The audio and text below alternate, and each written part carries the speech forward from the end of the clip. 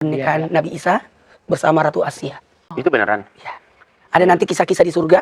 Ada dua pernikahan. Pernikahan yang pertama, yang kedua adalah pernikahannya Nabi besar Muhammad SAW. Mau tahu sama siapa? Siapa? Siti Maryam. Halo kaum intelektual sekalian. Wow. Luar biasa. Guys, ada pernikahan di surga ternyata, guys. Luar biasa. Nah, yang jadi pertanyaan, benarkah di surga itu ada pernikahan? Kemudian ya, kalau misalnya ada yang mengatakan, ya di surga itu ada pernikahan, apakah ini bisa dibuktikan dalam agama Ustadz Maulana ini ada pernikahan di surga? Apakah ada dalilnya? Apakah ada datanya? Kemudian ya, kalau saya perhatikan di Konoha itu ya, ada banyak warga Konoha yang mengejek Ustadz Maulana. Ada banyak warga Konoha yang komplain, ngetawain, dan sebagainya. Tapi kan kalau kita pikir-pikir, yang dikatakan oleh Pak Ustadz Maulana ini kan keyakinan ya. Itu kan mungkin benar berdasarkan keyakinan Ustadz Maulana. Nah, yang jadi pertanyaan, apakah keyakinan itu harus benar? Saya cuma nanya sama yang tuh video ini ya, apakah keyakinan kita itu harus benar? Kalau Ustadz Maulana meyakini bahwa di surga itu ada pernikahan, apakah ini bisa dikatakan sesat? Ini pertanyaan yang harus dijawab. Nanti akan saya jelaskan lebih dalam lagi ya. Kemudian selain itu, Ustadz Maulana juga diduga mengatakan nanti di surga Nabi Isa menikah. Luar biasa. Nanti di surga konon katanya Nabi Isa menikah dengan Ratu Asia. Ratu Asia siapa sih? Apakah ini ngarang atau tidak? Apakah ada dalilnya gitu? Nah, yang jadi pertanyaan, benarkah nanti di surga Nabi Isa menikah dengan Ratu Asia? Jadi kalau saya perhatikan ada semacam kejanggalan di sini. Apa itu? Ustadz Maulana mengatakan Nabi Isa itu akan menikah di surga. Nah, yang jadi pertanyaan, kalau seorang nabi menikah di surga misalnya, ada orang menikah di surga, siapa yang jadi tukang salonnya misalnya, tukang cateringnya gitu ya, kemudian yang pasangin tenda gitu ya kan, kemudian yang ngurusin catering misalnya, yang ngurusin ormas misalnya ya kan, ya, yang mengurusi tentang keuangannya gimana, ya kan, itu yang jadi pertanyaan. Maharnya gimana, ya kan, acaranya di mana, di gedung apa di jalan raya, ya kan, itu yang jadi permasalahan. Nah, yang jadi pertanyaan, benarkah di surga itu ada pernikahan? Kemudian selain itu, Ustadz Maulana mengatakan Nabi Isa. Jadi kita tahu bersama bahwa Nabi Isa itu diidentikan dengan Yesus. Nah, yang jadi pertanyaan, kenapa di agama Islam itu ada Nabi Isa? Kalau Nabi Isa itu adalah Yesus, kenapa di sorga agama Islam itu ada Yesus? Bukankah Yesus itu yang bawa agama Kristen? Bukankah Yesus itu dulunya beragama Yahudi? Lalu kenapa dia ada di surga umat Muslim? Kan ini ada semacam kebingungan ya. Tolong ya, bagi yang nonton video, tolong dijawab ya. Saya cuma bertanya ya. Nabi Isa itu kan dipercaya sebagai juru selamat dalam agama Kristen. Yesus gitu. Atau Tuhan Yesus. Nah, yang jadi pertanyaan, kalau dalam agama Kristen itu ada Yesus, kemudian dalam agama Yahudi juga ada Yesus, karena Yesus itu dulu beribadahnya di bait suci orang-orang Yahudi ya. Dia orang Yahudi juga. Nah, yang jadi pertanyaan, kenapa ada Nabi Isa atau Yesus di surganya umat Islam? Apakah surganya umat Islam atau umat Kristen atau umat Yahudi itu berdekatan surganya gitu? Apakah surganya satu gitu? Apakah disamain gitu? Apakah surganya beda-beda? Ini yang jadi pertanyaan. Kemudian banyak tuh warga Konoha yang menganggap bahwa Nabi Isa itu adalah Yesus. Nah, dalam agama Muslim, koreksi kalau salah ya, banyak umat Muslim berpendapat bahwa Yesus atau Nabi Isa itu lahirnya di bawah pohon korma. Sementara dalam agama Kristen, Yesus itu lahirnya di kandang domba. Nah, kalau misalnya kita meyakini bahwa ayat-ayat di kitab suci itu atau dalil-dalil di kitab suci itu adalah wahyu dari Tuhan, bersumber dari Tuhan yang Maha Esa misalnya, atau siapapun itu namanya, ya mau Elohim, ya Yahweh, mau Allah, mau Allah dan lain sebagainya. Berarti Tuhannya satu ya. Nah, kalau Tuhan itu satu, lalu dia menurunkan wahyu misalnya ke agama Kristen dan agama Muslim misalnya. Lalu kenapa wahyunya beda-beda gitu? Bukankah yang memberikan wahyu itu satu, Tuhan? Kalau misalnya ini Tuhan yang memberikan wahyu terhadap Nabi misalnya, yang memberikan wahyu terhadap para Rasul misalnya. Kenapa wahyunya beda-beda gitu? Kenapa beda gitu ya? Dalam agama Kristen, Yesus lahir di kandang domba, sementara dalam umat Muslim di bawah pohon korma. Kenapa gitu? Bukankah Tuhan itu satu? Kalau Tuhan itu satu, Tuhan itu Maha Esa, harusnya wahyu yang turun itu nggak boleh beda-beda. Kan yang menurunkan itu kan satu orang. Ya kecuali misalnya nih yang menurunkan wahyu itu banyak gitu. Apakah Tuhan agama Kristen dan Tuhan agama Muslim itu satu? Apakah beda-beda? Kalau misalnya mengatakan Tuhan agama Muslim dan agama Kristen itu beda-beda, berarti Tuhan itu ada banyak dong. Itu yang jadi pertanyaan. Ya, kemudian kenapa selalu saya bahas masalah agama ini dari sudut pandang ilmiah?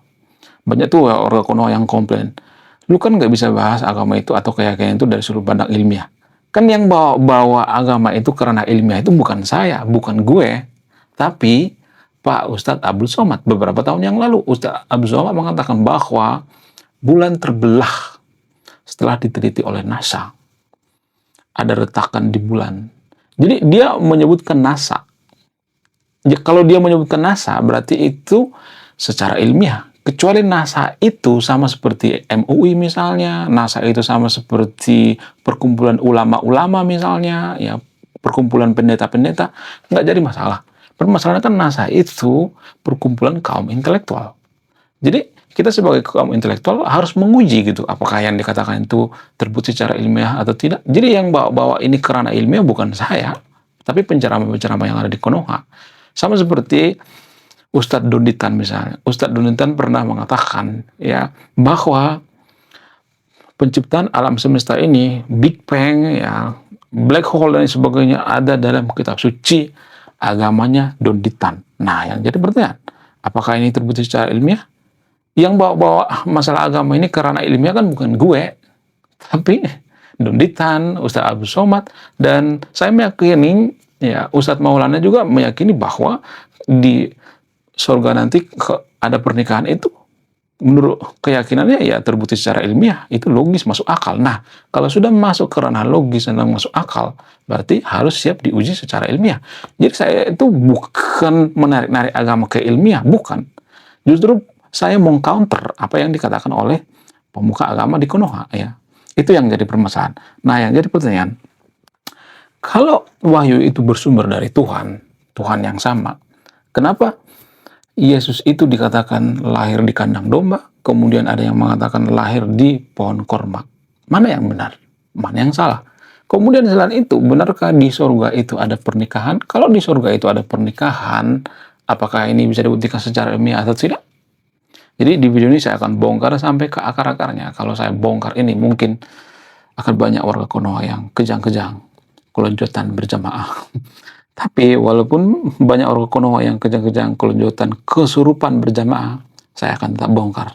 Karena walaupun kebenaran itu pahit, tetap saya akan katakan apa itu faktanya. Faktanya adalah, wah gila, luar biasa. Akhirnya buku kedua dan ketiga gua rilis juga.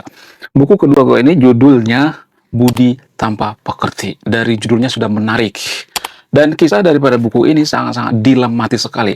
Di mana karakter dalam buku ini bercerita ada dua pilihan yang sangat sulit. Yang pertama, ketika seorang tokoh dalam buku ini tidak bawa-bawa agama saat kampanye, maka dia bisa dipastikan kalah.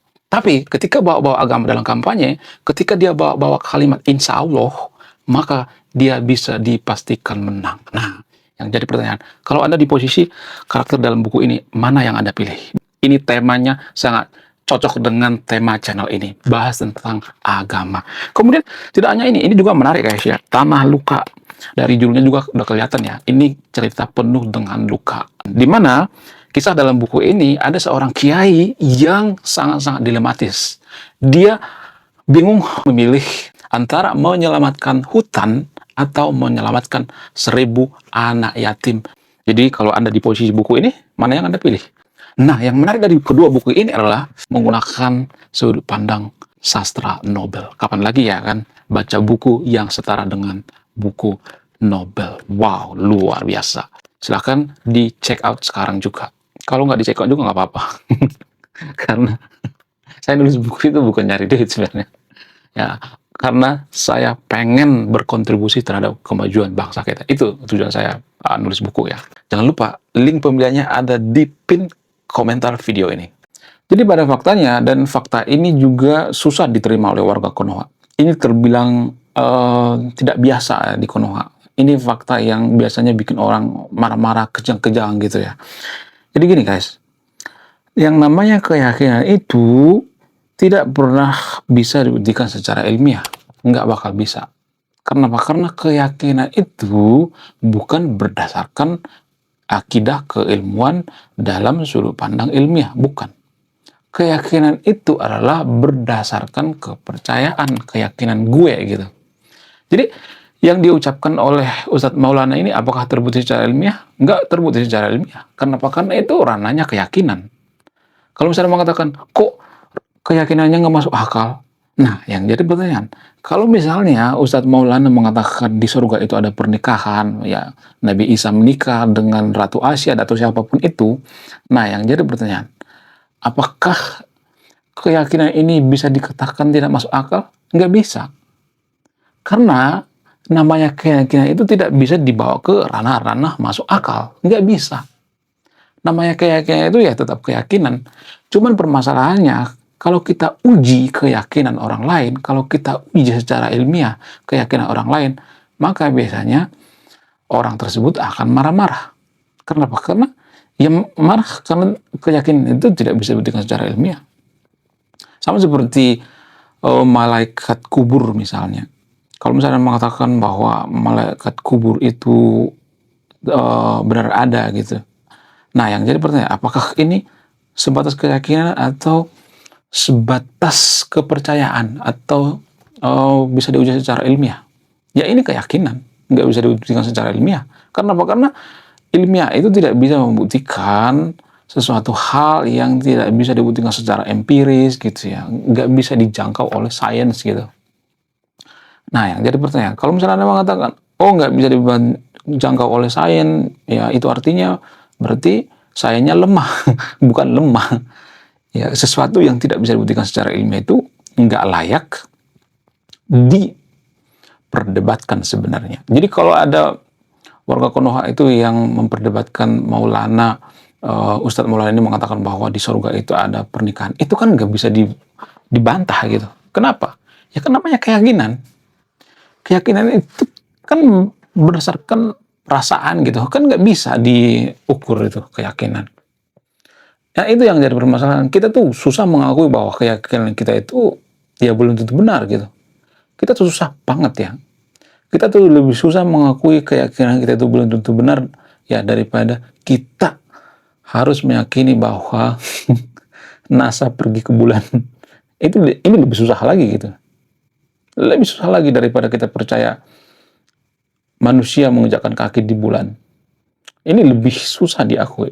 Kenapa? Ya karena kalau mereka mengakui bahwa ya keyakinan kita itu kan berarti cuma keyakinan doang, belum tentu benar. Ya banyak orang yang tidak menerima fakta gitu. Karena ini kan kondisi yang sangat-sangat tidak enak ya. Jadi terciptanya agama itu, adanya agama itu kan bikin kita tenang kan sebenarnya. Karena kita risau atau galau dengan kematian. Ya kita berpikir nanti kalau kita mati, kita kemana? Masa nggak ada surga? Harus ada surga dong. Makanya lahir agama. Jadi lahirnya agama itu kan karena pertanyaan manusia gitu. Karena manusia itu berpikir bahwa nanti di kehidupan setelah kematian itu ada gitu. Makanya lahir agama. agama itu kan memberikan ketenangan sebenarnya. Jadi kalau saya mempertanyakan seperti ini ya ketenangannya terganggu gitu ya, kepikiran terus gitu. Ya sehingga ya kadang saya disesatkan. Saya bukan nyuruh Anda untuk tidak beragama, tapi permasalahannya kadangkala kita menganggap keyakinan kita itu adalah keyakinan yang paling masuk akal gitu. Artinya gini ya, kalau kita meyakini dengan minum air ini masuk surga, ya kan? Itu kan keyakinan kita kan. Kalau misalnya mengatakan, oh minum air itu nggak masuk surga, itu juga keyakinan juga kan.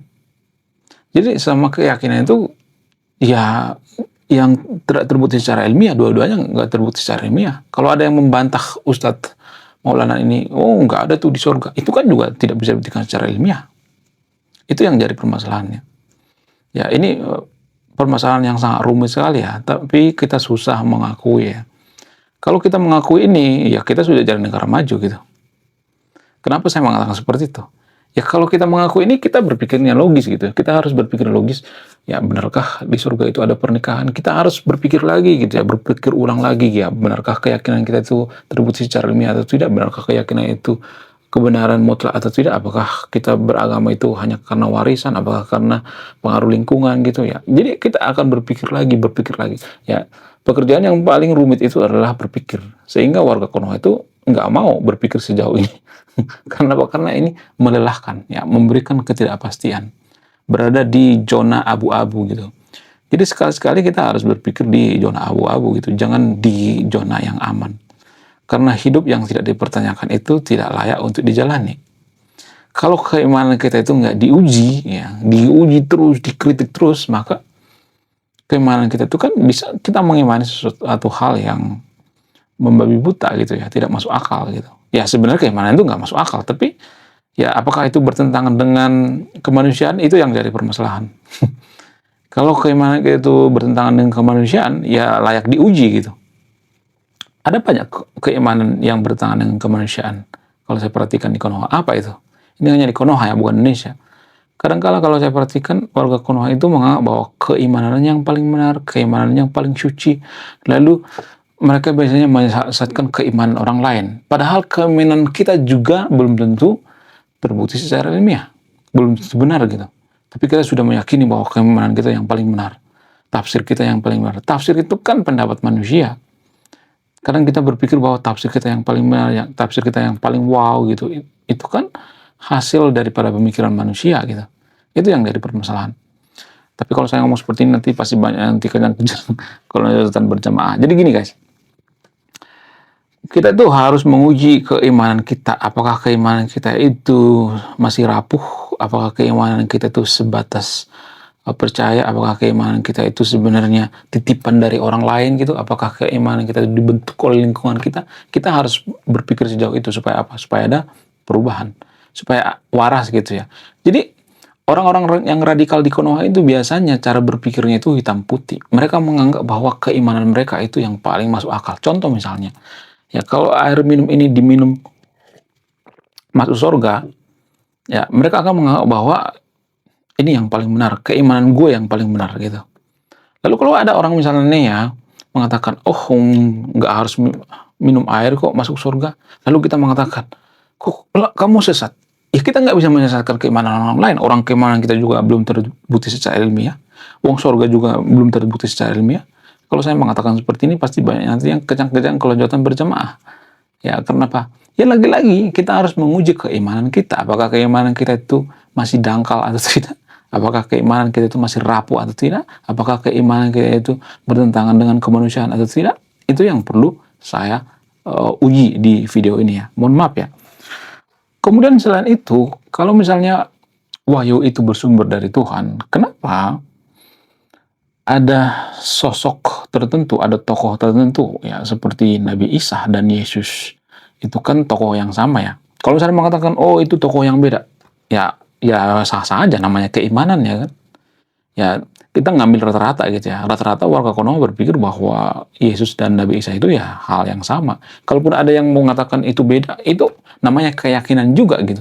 Kan kita nggak bisa membuktikan secara ilmiah juga kan keyakinan kita apakah benar atau tidak. Namanya keimanan ya kan, namanya keyakinan ya kan.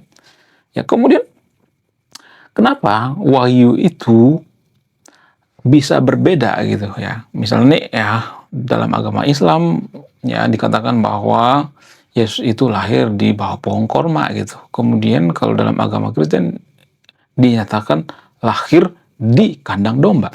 Sementara orang Yahudi mengatakan kalau Yesus itu adalah Mesias, kalau Yesus itu anak raja, kenapa lahirnya di kandang domba? Itu pernyataan daripada orang Yahudi. Ya, ini kan sama-sama keyakinan juga kan.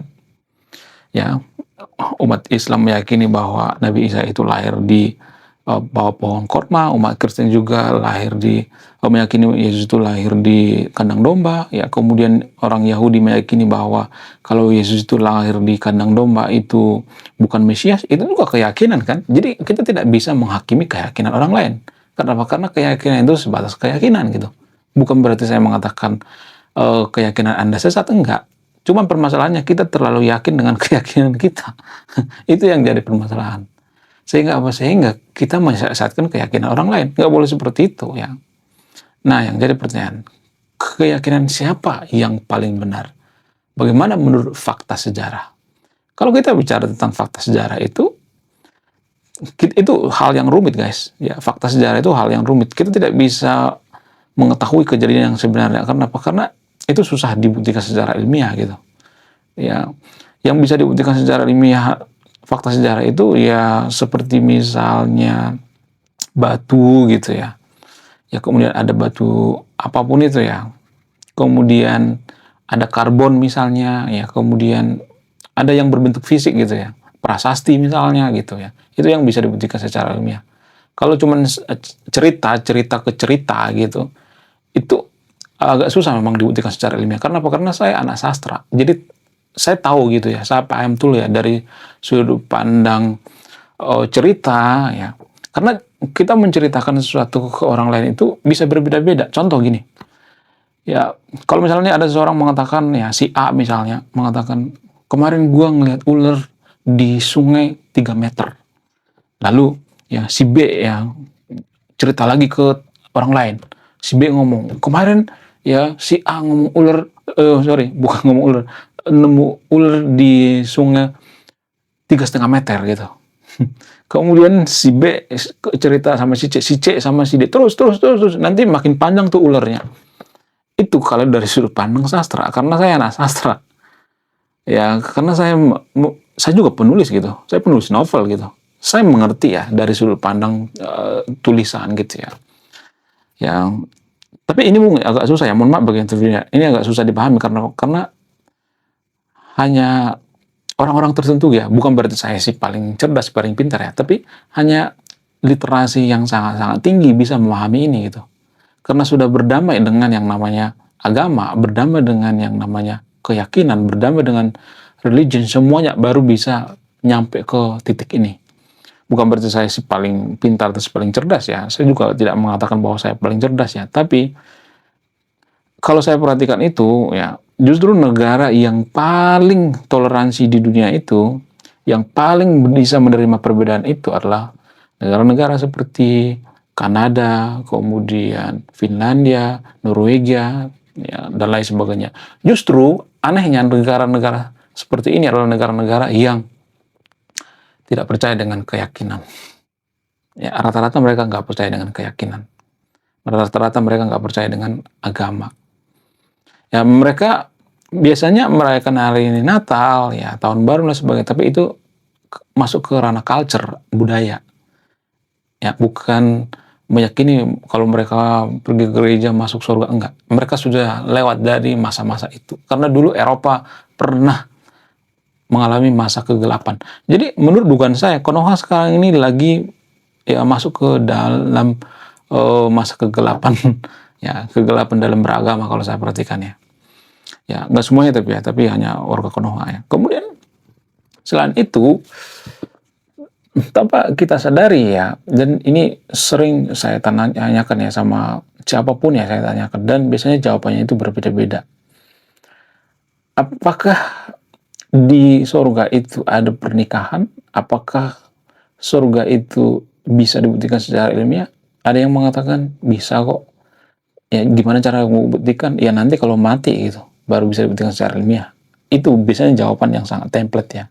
Kemudian ada yang mengatakan surga itu kan nggak bisa dibawa ke ranah ilmiah karena surga itu kan sesuatu yang transenden ya, atau sesuatu hal yang ya tidak ada hubungannya dengan ilmiah gitu, nggak bisa diukur atau ditakar dengan ilmiah. Nah, yang jadi permasalahan, kenapa pemuka-pemuka agama di Konoha itu, ya saya tahu ini ya, hal-hal yang transenden gitu ya. Keimanan itu kan suatu hal yang tidak perlu pembuktian secara ilmiah. Tapi kalau saya perhatikan pemuka-pemuka agama di Konoha itu seperti Dunditan, seperti Ustadz Abdul Somad ya, kemudian sebagian pendeta ya, oknum-oknum pendeta juga ya, atau oknum-oknum pemuka agama dalam Kristen juga ya, sebagian mereka bawa-bawa sains juga ya, terutama yang ada di luar negeri gitu. Ya, jadi ini yang perlu kita kritisi gitu ya sebagai kaum intelektual gitu. Bukan berarti saya ngajak yang video ini untuk membenci agama, bukan ya. Tapi biar kita tahu batasnya gitu ya, batas keilmuannya sampai di mana gitu. Ya, jadi kalau kita mengatakan bahwa di surga itu ada pernikahan, kita harus sadar bahwa itu sebatas keyakinan, belum tentu benar, ya kan? Kalau saya mengatakan, oh itu kan nggak bisa disangkal. Ya kalau misalnya diukur secara ilmiah kan belum terbukti misalnya. Ya kalau belum terbukti kan berarti kita mau apa? Kita harus mengakui bahwa yang nggak terbukti. Belum itu kan enggak kan? Ya karena misalnya ada yang mengatakan, oh nanti ya, nanti beberapa tahun lagi. Guys, bumi ini sudah miliaran tahun gitu. Nggak ada tuh satu orang pun ya dari miliaran manusia yang pulang dari surga memberikan kabar berita, oh ternyata surga itu seperti ini, ternyata di surga itu ada pernikahan gitu ya, ternyata ada kondangan di sana, ternyata bikin tenda di jalan ya, orang nikahan. Kalau ada yang mengatakan seperti itu ya, jadi kita juga terima gitu ya. Jadi di Konoha itu banyak orang berpikir bahwa orang yang mempertanyakan seperti ini dianggap menyesatkan. Enggak. Justru keimanan yang tidak diuji itu tidak layak diimani menurut saya pribadi. Karena keimanan kita itu belum tentu benar, belum tentu sesuai dengan kemanusiaan ya kan. Ya, kalau kita mengatakan bahwa keimanan orang lain sesat, itu kan melanggar yang namanya humanisme. Di mana rasa kemanusiaan kita? Kalau kita mengatakan bahwa keimanan kita yang paling benar, keyakinan kita yang paling benar, keyakinan orang lain sesat, ya sama-sama keyakinan ya kan. Ya, sama seperti di Konoha. Di Konoha itu kan banyak tuh yang ngejek-ngejek trinitas gitu ya. Jadi trinitas itu diejek dengan 1 tambah 1 tambah 1 sama dengan 1. Nah, itu tuh biasanya diejek ya. Artinya gini, orang Kristen ini Tuhannya 3 gitu ya, menyekutukan Tuhan. Kayak kita dong ya, bertauhid Tuhan kita 1 ya. Secara tidak langsung mereka mengatakan seperti itu ya. Kayak kita dong, keren ya, Tuhan kita 1 ya, bukan 3 gitu. Nah, yang jadi pertanyaan, ini kan ranah keyakinan gitu. Kalau orang Kristen mengakui bahwa Tuhan itu trinitas ya, 3 jadi 1 misalnya, atau 3 in 1, maka itu adalah ranah keyakinan. Kalau kita meyakini bahwa Tuhan itu 1, bertauhid misalnya, itu juga keyakinan. Emang bisa kita buktikan bahwa Tuhan itu 1, 10, 20, 13, 1,5? Nggak bisa kan? Karena nggak bisa dibuktikan secara ilmiah. Kalau misalnya mengatakan, oh jangan bawa ke ranah ilmiah dong, itu kan sesuatu hal yang transenden. Ya, itu sesuatu hal yang tidak bisa diukur dengan ilmiah. Yang bawa ilmiah itu kan bukan saya. Yang para pemuka-pemuka agama di Konoha, ya, pemuka agama di Konoha mengatakan bahwa bulan itu bisa terbelah menurut NASA gitu. NASA itu kan karya-karya yang ilmiah gitu ya, bukan perkumpulan pemuka agama itu. Jadi saya hanya mengcounter gitu ya, menanggapi gitu. Ya itu yang jadi permasalahannya. Menurut kalian gimana? Coba tulis komentar ya. Mohon maaf ya, saya bikin yang nonton video ini mikir ya. Kenapa? Karena ya kita harus mikir gitu ya. Karena kita itu udah terlalu lama susah mikir. Ya coba tuliskan di kolom komentar ya. Saya tidak akan berpihak video ini ya.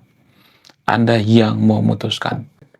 Oke guys, sekian video ini. Saya tidak akan berpihak di video ini. Silakan sibukkan sendiri. Saya tidak berpihak pada agama apapun ya. Anda yang memutuskan. Kalau saya memutuskan itu artinya saya berpihak. Saya nggak mau berpihak di video ini. Sekian video ini. Saya kaum intelektual. Salam rasional.